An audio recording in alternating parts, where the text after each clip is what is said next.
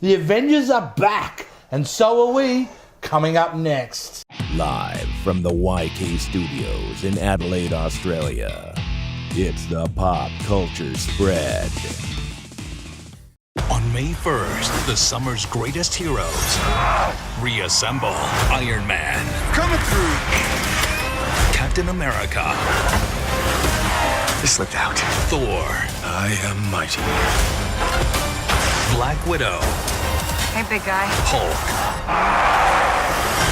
Hawkeye. We're fighting an army of robots. And I have a bow and arrow. Avengers: Age of Ultron. Hey everybody, welcome back.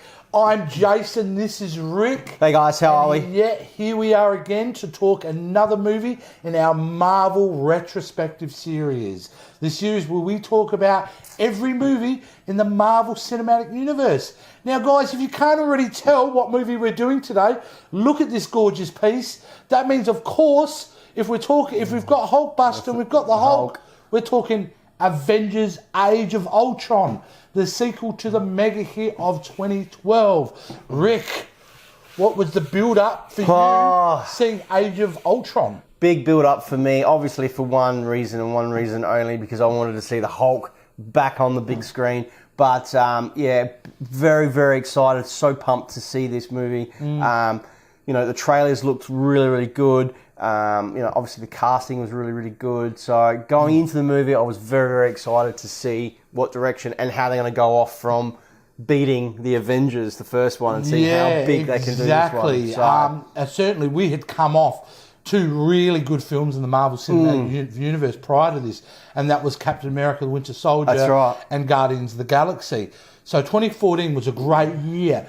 So we were leading up to see this. And again, yes, the trailers looked phenomenal. They looked really good. It looked like they were giving it a bit of a darker tone this time around. So I think everybody's excitement level, if you had an interest in the Marvel films, was fever pitch going in to see Age of Ultron. Oh, yeah. And certainly, obviously we saw this together. We did. We saw this as we always do. Together. So you know what? Let's jump in and talk about it. But as we always do, let's talk the synopsis. All right. Now, when Tony Stark starts a dormant peacekeeping program, things go terribly awry, forcing him, Thor, the Incredible Hulk, and the rest of the Avengers to reassemble. As the fate of the Earth hangs in the balance, the team is put to the ultimate test as they battle Ultron, a technological terror hell-bent on human extinction. Along the way, they encounter two mysterious and powerful newcomers, Petro and Wanda Maximoff. There you go. Now, who was in Avengers: Age of Ultron? Who wasn't in this movie? I'm going to take a deep breath now, Rick, because a lot of names are going to get through. Of course, returning is Robert Downey Jr. playing Iron Man. Chris Hemsworth again returns playing Thor. Mark Ruffalo returns playing Bruce Banner, the Hulk. Chris Evans is back as Captain America. Nice. Scarlett Johansson, Black Widow. Jeremy Renner is back as Hawkeye. He's got a lot more to do this time. James Spader is a new addition to the cast playing the big baddie Ultron. Samuel Jackson returns again as Nick Fury. Don Cheadle joins the cast again as War Machine. Aaron Taylor Johnson, another new addition, plays Petro Maximoff, or better known as Quicksilver. Elizabeth Olsen also joins the team as Wanda Maximoff, also known as the Scarlet Witch.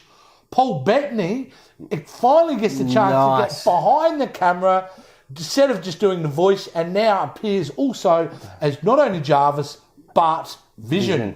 We also have Colby Smulders, who returns from her role in Avengers and her small part in The Winter Soldier as Maria Hill. Anthony Mackie, Rick's favourite, joins as the Falcon. Stellan Skarsgård plays Eric Selvig. Obviously, we've seen him in Thor, which was fantastic, and Avengers. Andy Serkis also joins the cast, playing Ulysses Klaue. And, of course, Stan Lee's there somewhere, isn't he? So, wow, big list, mate. A lot of cast. Now, I remember when we first went into this movie, and I was really excited about it. Geez, it starts off with a bang. Bang, doesn't it ever? Straight away, bang, you're in it. You're in the midst of the action. Massive action scene. Yeah, straight away. In the snow. You're not Yeah, You're not waiting for anything. and obviously we find out very quickly that they're there to try to get Loki's staff. Mm. So The scepter. What? Yeah, his scepter. That's right. What a fun scene that was. To see brilliant them all scene. kicking ass Brilliant straight scene. off the bat. Straight off the bat. Like, Yeah. Hey, do you know what the first line of dialogue is in this film is? No, Shit. the whole... Shit. Oh, when Cap... Tony Stark hits the what's the name? That's the first When he's dialogue. flying over into the He goes, barrier. Shit. Oh. Which I thought was a fun way to start the film. But a great little scene. Oh, brilliant. And that's where we also get introduced to the Maximoff twins. The twins. Yeah. they very early kind of come in. So the movie really hit a bang for me, and I really kind of enjoyed it. And obviously, straight after that scene, we get another really fun scene of the party. Oh, yeah. How good was that? They're trying to get the hammer. That's just awesome. Yeah. My favourite bit of that is Thor's got this little hip flask of alcohol, and he's drinking it. And there's all these old war veterans. And then Stanley, Stan makes his camera. and he basically says, "Oh, this is not for me immortals." And he goes, "Oh, it's at Omaha, beach son, come on, give me a drink."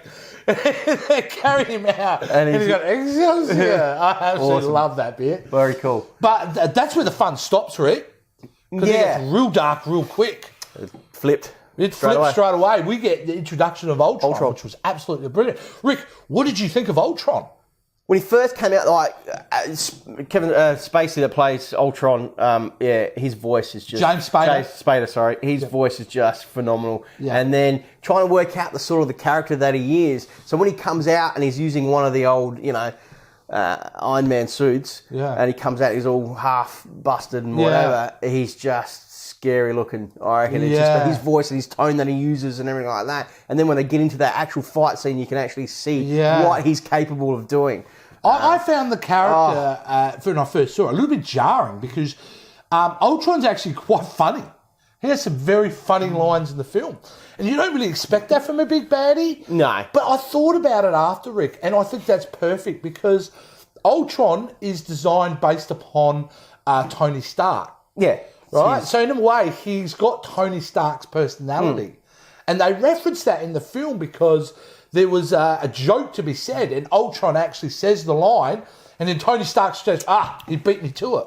So in many ways, Ultron as a character is, in a way, not a mirror image, but almost a copy of Tony Stark's personality, which is really great here. And it leads into the fact that Tony Stark, mate, he's not the best guy in this film. No, you can start to see the cracks in the team. In him. He's making some really poor choices here. And he manipulates poor Bruce Banner in getting involved with him. And, mate, I mean, it gets really dark really quick. I mean, in that sense that Ultron then, obviously, he starts evolving himself. Yeah. And he has one mission only, to save the world. And he believes the only way to save the world is to destroy the Avengers. Flatten out. That's it. Rebuild. Destroy the Avengers. So, absolutely, look, I like I said, I struggled with his humour, but by the end of it, I thought he was a delicious villain, actually. Great villain. I really liked it, absolutely. But to me, Rick, I think I should let you talk about probably one of the great scenes of the film. And I think we're kind of looking at that scene right now. That's the only favourite scene for me. Talk about it, Rick. In the whole movie. About I mean, look, being a massive Hulk fan, it was just so refreshing. It was good, like Jace was saying at the beginning, you're straight into that action. Yeah. And you see that action with the Hulk straight away and the team and everything like that. Then they move into, obviously, the scene where they're controlled. Obviously, spoilers here, but if you haven't seen the movie, you would have seen it. They're under some sort of mind control by Scarlet. By Scarlet Witch, This is by Scarlet Witch. So she puts them all under mind control, and she's put Banner in mind control, and he's just lost it. He's hulked up. He's hulked up. Hulk on, I don't know, fucking roids. When I first saw him, I'm going, Hulk looks stoned. Yeah, he's just, his eyes are red, he's all like... I thought he was after a pack So of the twisties. only thing that can stop him is... Well, they think that's... Veronica. Veronica. Now, Veronica is a safety mechanism they design, isn't it? Yeah. To protect the world from Hulk if Hulk freaks out. That's right. Great scene, though, mate. Yeah, it was great. And you didn't really think, who's controlling it? Is Tony in there? What's going on, So, Veronica turns into the Hulkbuster, and they have this epic fight in the middle of this village or... No, it was South Africa, I believe. Yeah, so... In the town, or wherever they are. Yeah. So absolutely just a great scene. sign.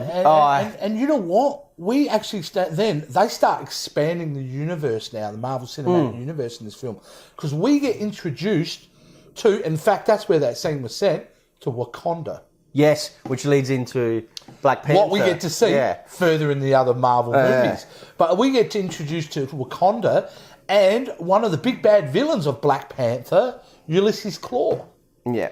And so he's playing basically like a poacher who's been stealing, what's the name of the... Iridium. Vibranium. Yeah, absolutely. And he's been collecting it, obviously, to go and sell on the black market. So, introduce his character is really great. And if anybody knows Claw from the comic books, you know, in the comic books, he's actually missing an arm, and he's got this mechanical kind of arm. We actually get to see the origin of him losing his arm. Yeah, absolutely. But a great scene, takes it kind of a different direction, and it really leads to the fact that Andy Serkis, he's awesome. He was really good playing that character, even though he wasn't given a lot to do. But I really enjoyed the fact that they were expanding on the universe, you know. So we got to go to, you know, obviously different locations around the world, which is good too, because the Avengers was really a New York-centric film. Yeah, you're not just placed in one city and that's it. It was good to take this into a global direction. Oh, yeah. Absolutely. How did you feel, though, overall, in the sense of the second half of the film, Rick? We start getting into the big, giant battle. There's a plan to take a giant city and take it into the sky and then drop it. Were you impressed by it? Were you let down by it? Were you maybe thinking it could have been more? It was exceeded expectations. How did you feel? Coming into that, you know, obviously that's coming towards the end of the movie, and that's their plan to raise the city, drop it, and that's it. And then what are they going to do? They're going to rebuild it. I thought it was probably a little bit weak. I just felt it was a little bit weak. They could have done something maybe a little bit better in that. I think the theory behind that scene was he says he doesn't want to destroy humanity, but he wants the Avengers to go. So if he figures if dropping the city, he's going to kill all those innocent people. The Avengers will get blamed for it, and humanity will either survive or they won't survive. Yeah. So look, there's some problems there. There is. Definitely. But, you know, those problems really, again, it's always plot issues with Marvel sometimes. It's never the characters, though. Because everybody gets a good bit of chunk to do here. Except probably Thor. Thor seems to be the one that was probably not given a lot to do. He gets into the hot tub time machine. Oh, yeah. He gets into that, and then he pisses off. He pisses off. But I really love the fact that they gave Hawkeye a lot to do in this film. And you see a bit more of his... You get to see the fact that he's got a family in that, his past. And all that type of thing. You get to know a bit more about him, which is cool. Really good. And like I said, definitely they've gone down a different pathway with Tony Stark, starting to do some things that maybe aren't the right way to go about things. Obviously, Captain America improving on himself, trying to do the right thing. Scarlett Johansson was great again. Yeah, love interest of the Hulk. So that was pretty cool. Yeah, absolutely. So everyone was kind of doing the best that they can with what they had. Yeah. The villain was funny. It was different. It was good. Awesome. He was a good villain. I must say, Rick, I'm a bit sick of the droids kind of scenario here. I call it the battle droid syndrome. And they kind of repeated the same thing in the Avengers, where you have a whole army of robots or aliens that are controlled by one thing. And if you take that one thing out, all the droids and everything kind of dies. He's a little bit different because he jumps his consciousness through all the robots. But they're just really there for the Avengers to fight something. You know, the stakes only really feel high when they're fighting Ultron itself. And I do love that scene where they all kind of join forces to... You got Vision. Which we've got to talk about the introduction of Vision too, mate. What did you think of Vision? Awesome. When he first came out in that chamber and he's like growing into the person, into Vision. And then when he came out and then you're like, oh shit, like what can he do? Like how strong? Because he's got a stone. He's got one of the stones. So how strong is he? What can he do? What's his powers? I was like, and he looked pretty cool. I liked it, And I love how they kind of, they're not sure, is he on their side or has he got Ultron in him? And basically he said, no, I'm on the side of life. Yeah. So, which is good. And then there's that great callback to what you mentioned earlier when they're trying to pick up the hammer. And he was saying, well, none of you are worthy. But then you go back to see Vision, and Vision picks it up and goes, we better get to it. Which kind of also cements the fact that he is worthy and he is obviously on the side of the Avengers. And really great to see Paul Bettany get a chance to play Vision. Yeah, actually get to see... He's pitch perfect, mate. Yeah. He's pitch perfect. From being Jarvis, just the voice, and then going into Vision. Yeah, it was really cool to see him act like that. So overall, for the film, for me, Rick, I did enjoy the film. It does have rewatchability factor. I do not think it is as good as the Avengers. No. I'm not saying it's a horrible film either, but it does miss some of the really fun beats that were in the Avengers. Doesn't actually not in Ultron. But either way, it's they at least didn't try to completely repeat the original. So I'm really thankful for that. I'm going to rate this, mate. What are you going to rate it, mate? I think I'm going to give it an 8 out of 10. Okay, And you know, that's a little bit of a drop from the 9.5, I think, or 9.9 I gave the Avengers. But certainly, it's a good film. I mean, like, it's a film I put on a lot and I watch a lot. Yeah, And I really enjoy it. It's rewatchable. But it's certainly an 8 out of 10. What about you, Rick? For me, look, I enjoy the movie going into it, you know, and then walking out of the cinema and going, I enjoyed that movie, you know. It had some issues to it, you know, like we were saying before. Look, they're only little minor issues. The plot was all right, you know, the casting was fantastic. It was really good to see some of the backgrounds of some of the actors, like the characters and everything. Yeah. So cool to see the Hulk back on the big screen. That was my excitement for me. And only for that reason, for the Hulk being on the screen, I'm going to give it an 8.5. Excellent. Yeah. So, you know, it wasn't a terrible movie. It was an enjoyable movie. But yeah. Nah, brilliant stuff, mate. And it is certainly a film that I know most people who have seen it do watch it every now and again. Yeah, of course. It's absolutely one of those movies. Well, guys, we want to know what you thought about the Avengers Age of Ultron. We'd love you to comment and talk to us and give us some feedback if you thought it was a great film, you thought we were crazy for saying what we're saying, or you agreed with us. And how are they going to do that, Rick? Guys, all you need to do is just hit us a comment down below.